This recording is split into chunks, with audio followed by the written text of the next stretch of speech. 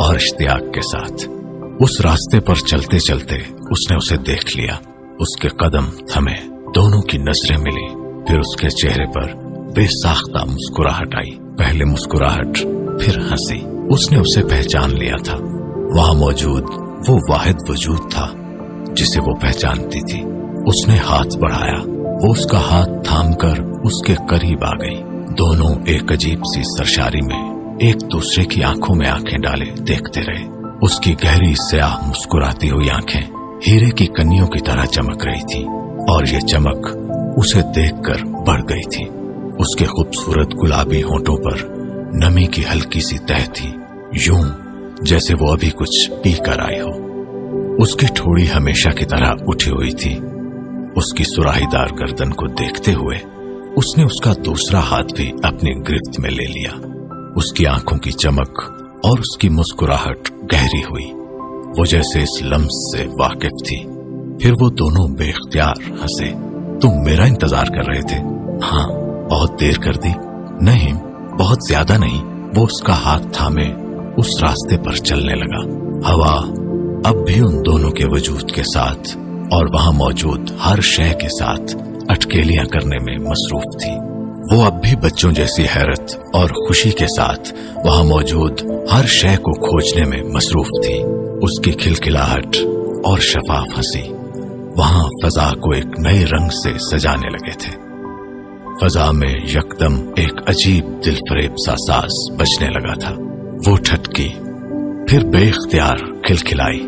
उसके हाथ से हाथ छुड़ाते हुए उसने उस रास्ते पर कदम आगे बढ़ाए। फिर मर्द ने उसे दोनों बाजू हवा में फैलाए रक्स के अंदाज में घूमते देखा। वो बेख्तियार हंसा।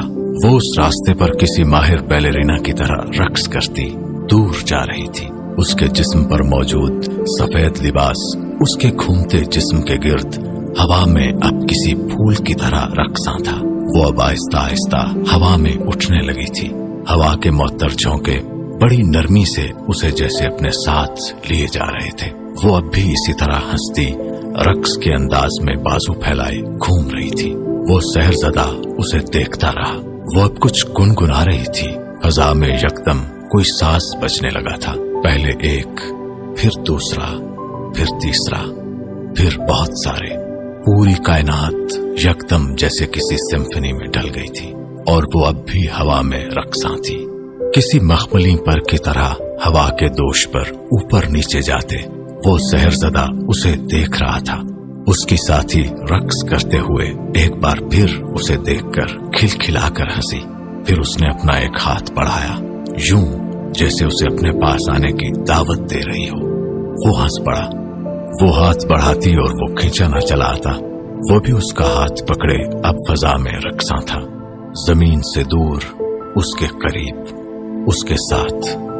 यकदम वो रुकी जैसे कायनात ठहर गई हो। वो अब आसमान को देख रही थी।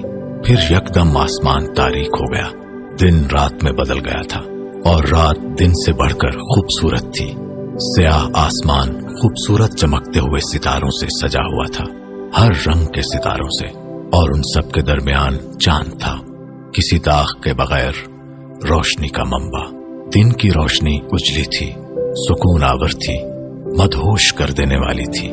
रात की रोशनी में बेशुमार रंग थे। कायनात में ऐसे रंग उन्होंने कब देखे थे, कहां देखे थे।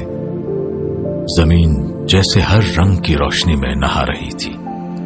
एक सितारा टिमटिमाता, फिर दूसरा, फिर तीसरा, और जमीन पर कभी एक रंग बढ़ता, कभी दूसरा, कभी तीसरा। आसमान को जैसे किसी ने रोशनियों में पिरो दिया था। वो उसका हाथ पकड़े जैसे सरशारी की इंतहा पर पहुंची हुई थी।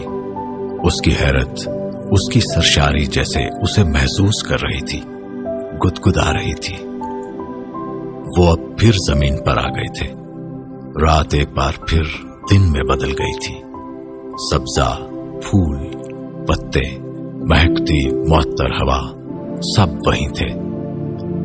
उसके साथ चलते चलते उसने अपने पैरों के नीचे आते मखमली सब्जे पर सजे फूलों को देखा। फिर हाथ बढ़ाया, उसके हाथ में वो फूल आ गया। फिर दूसरा, फिर तीसरा, फिर दूर दूर तक फैले सब्जे के सारे फूल जैसे किसी मकनातीस की तरह उसकी तरफ आए थे।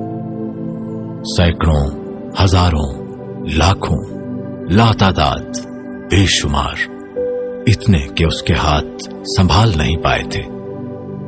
वो अब उसके हाथों पर, अब उसके बालों पर, अब उसके लिबास पर, अब